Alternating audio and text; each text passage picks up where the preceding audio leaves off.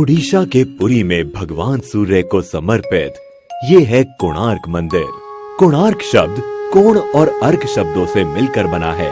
कोण यानी कोना या किनारा और अर्क का अर्थ है सूर्य। इसका मतलब हुआ सूर्य का किनारा।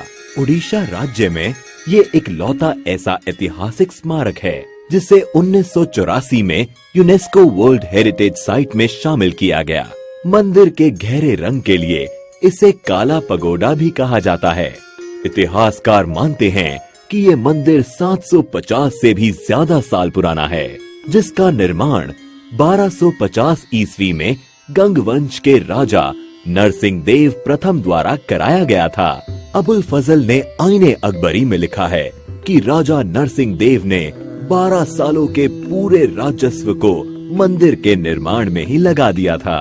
इस मंदिर को पूर्व दिशा की ओर ऐसे बनाया गया है कि सूरज की पहली किरण सीधे मंदिर के प्रवेश पर ही गिरती है। कलिंग शैली में निर्मित इस मंदिर की संरचना रथ के आकार की है।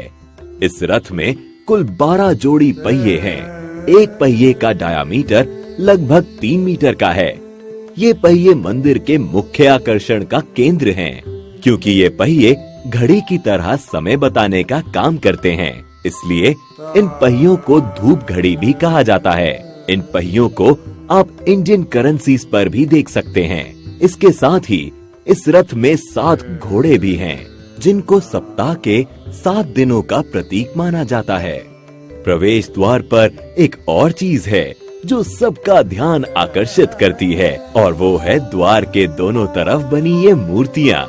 इन मूर्तियों में सिंह के नीचे हाथी है और हाथी के नीचे मानव शरीर है। इन मूर्तियों के जरिए मानव जीवन की समस्याओं को अनोखे तरीके से पेश किया गया है। यहाँ सिंह गर्व का प्रतीक है, जबकि हाथी संपत्ति का। यहाँ ये बताने की कोशिश की गई है कि गर्व और संपत्ति मानव का विनाश कर देते हैं।